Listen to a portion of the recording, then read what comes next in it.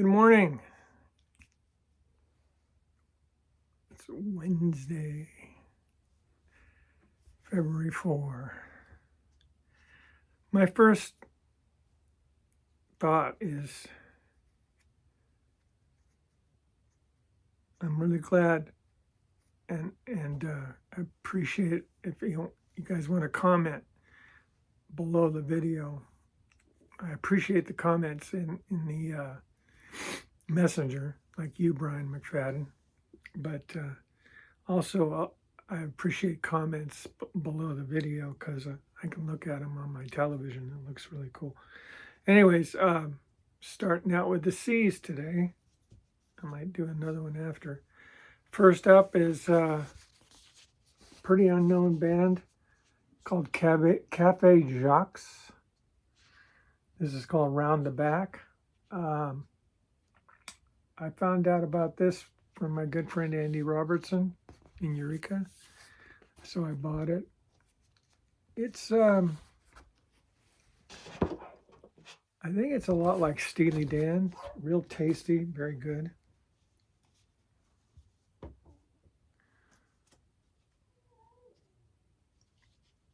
Next up is Camel Mirage. Now you probably won't recognize this cover. This is the American cover. First one I ever saw when I bought it on 8-track in 1974. I like it. I like it better than the one that looks like the Camel cigarettes. It's on a label called Janus. And here's Moon Madness, Camel Moon Madness. The American cover, of course. I did mention this on the Camel show I did with Grant. If you open this up, you get the British cover without the words. I think that looks really nice.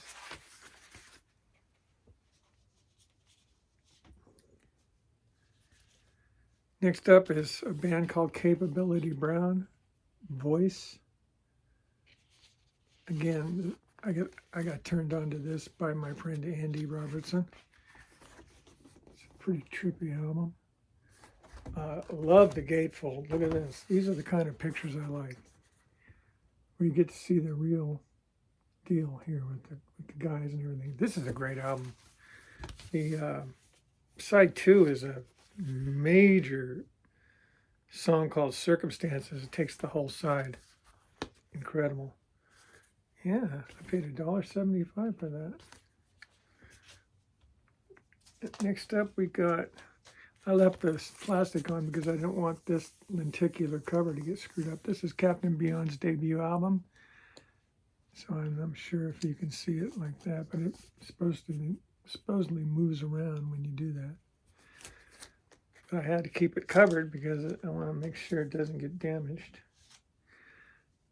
This second album, oh, by the way, Captain Beyond is mixtures of Iron Butterfly and Deep Purple's original singer, Rod Evans. And this is their second album, Sufficiently Breathless. It's a gatefold. The other one wasn't. Let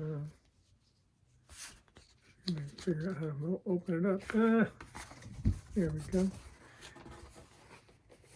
That's a nice artwork. And on the inside, you get this really trippy cover. This is nowhere near as good as the debut. In fact, we used to call it Sufficiently Worthless.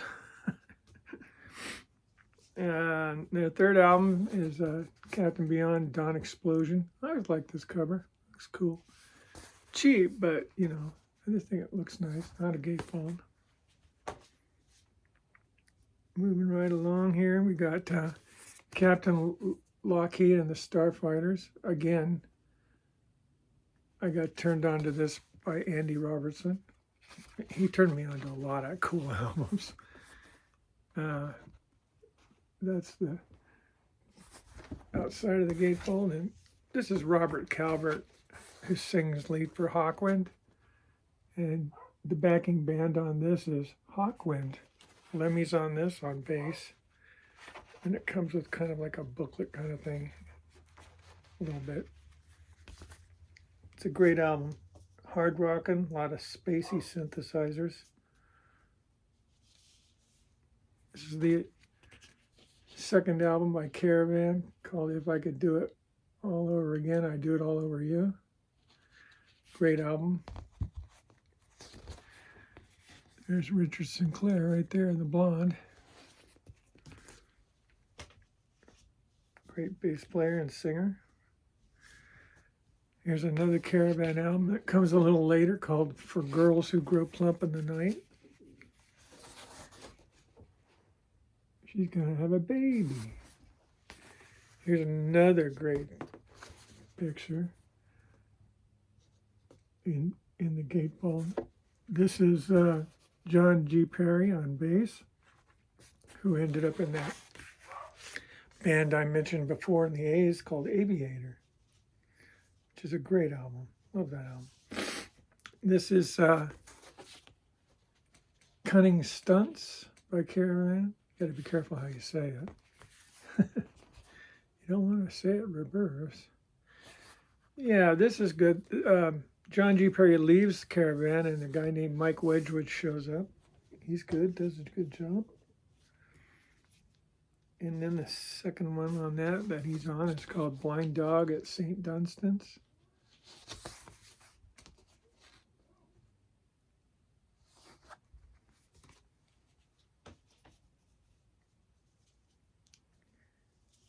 And then we have a band called Carmen from Spain.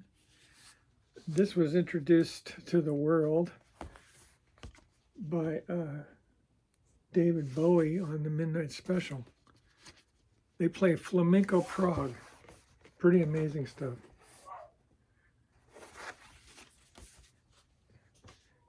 If you're hearing my dogs in the background, it's because I locked them out, so I can't do anything about it because it's a live video and I can't stop it. This is their second album called Dancing on a Cold Wind. Apparently there's a cigarette company in Europe that has that same cover on the smokes. I don't know. It's weird.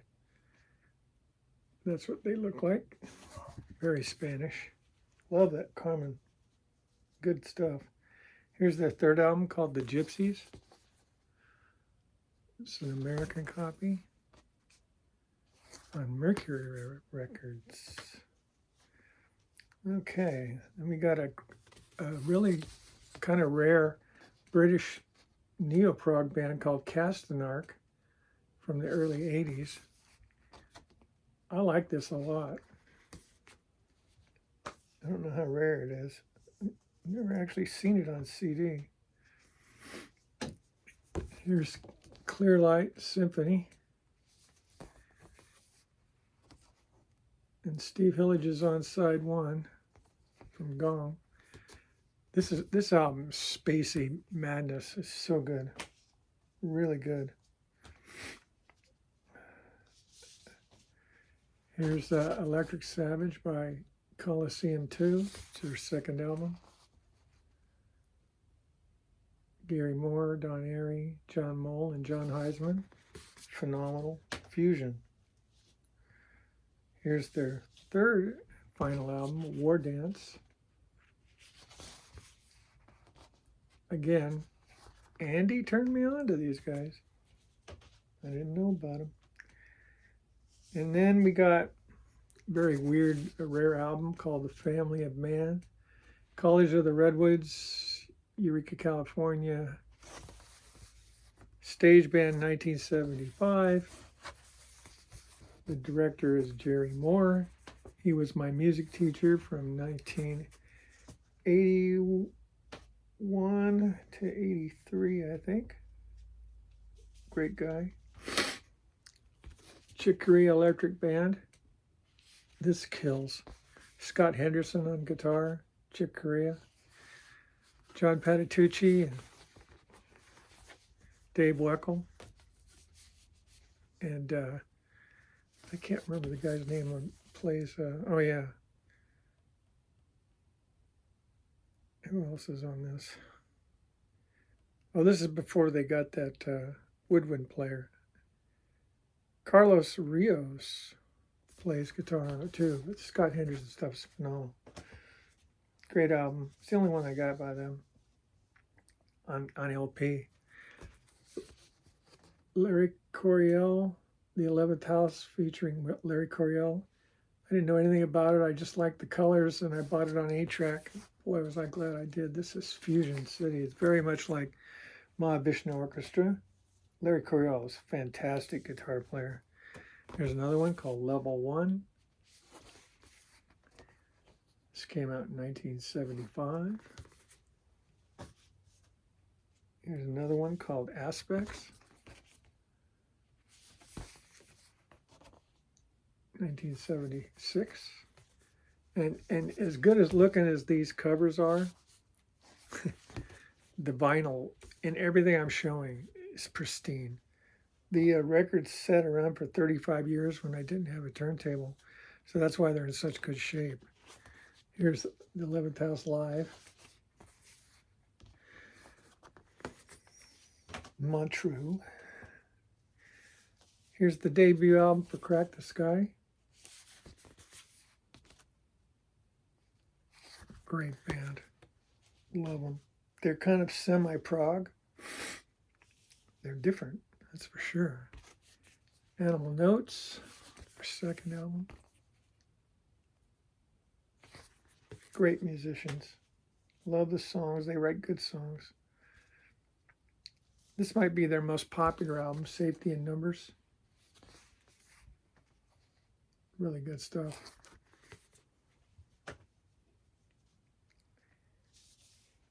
Here's their live album, Live Sky. Now, this never got to CD, but they ended up putting these tracks on a different CD much later down the road called Alive and Kickin' Ass. My damn dogs. Here's Crack the Skye White Music. And please don't think of it as racist. It's not. You couldn't find a group of less racist guys than Crack the Skye. It's just good music. And here's another one. This is really, really rare. This is called Photo Flamingo. I love that cover. It's just a trip. This never went to CD, as far as I know. I can't find it. It's not even on the streaming services. This is World in Motion 1. Sort of like a John Lennon type artwork there. And that's what they looked like in the early 80s. It's good. It's not as good as the other ones that I showed you.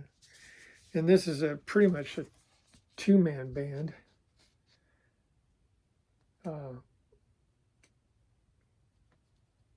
Crack the Skye Raw.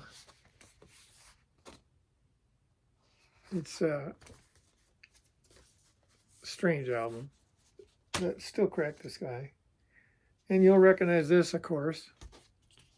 Cream Disraeli Gears, my favorite Cream album. And this is Dayglow paint, so if you got around a black light, this looks really cool. It's a must. Here's their semi-live, semi-studio Wheels of Fire. Now this is an interesting album cover because if you look real close, see that? What's that look like? And then on the back, they hide it again, even better.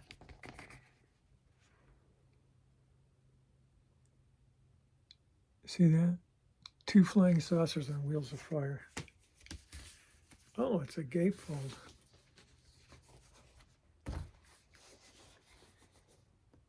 And speaking of Dayglow, I believe this will do the same thing under a blacklight, which I don't happen to have. Here's a German band offshoot of the group Passport, jazz fusion called Kurt Kress Clan. That's Kurt Kress, great drummer. Great drummer. Amazing drummer.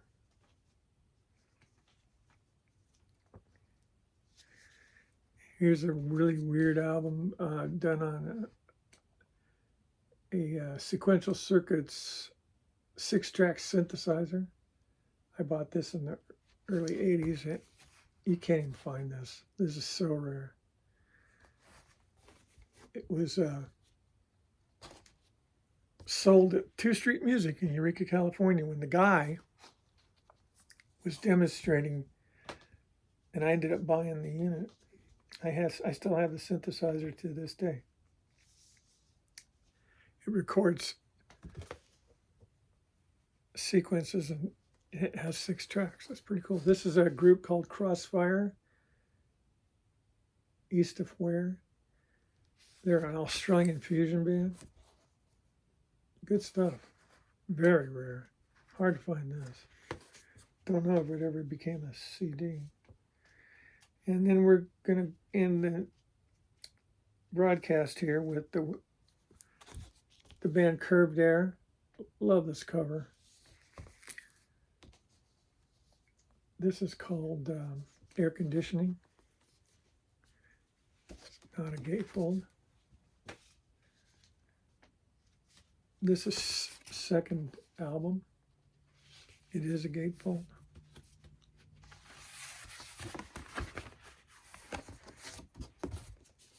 A lot of clouds. Here's the band. And the singer is Sonia Christina. She's really great. One of my favorites. This is prog. Really good prog. From England.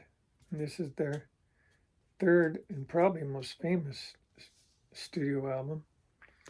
Phantasmagoria. Great stuff. Not a gatefold. Interesting. And their next album is called Aircut. Curved Air Aircut. This is interesting because this guy right here on the harp is Eddie Jobson, who would go on to do UK and Frank Zappa, stuff like that. There's Eddie on the violin. He had really long hair back then. This is 1971, I do believe. Or, no, 73, excuse me. And then the last album of the Seas is Falling Apart. I need to reset this up a little bit. It's falling apart. This is Curved Air Live. If you like violin, this is a great band. Daryl Way plays violin. Excellent. This is a killer album. So good. Okay, folks, that's the C's. I'm going to do a D, I think, just because I'm having fun doing it. Oh, I forgot to mention something, of course. I wanted to show you all what my vinyl looks like because I was bragging about its quality, and this would be a good way to do it. This is the label for the album Blind Dog at St. Dunstan's. Is that cool looking or what? But look at the vinyl. Just see that? Just pristine, near mint. All my albums look like that. Most of them anyway. Okay. So there you go. That's the C's. And I'll be back with the D's. I'm glad somebody's watching these. Appreciate it so much. Until then, bye.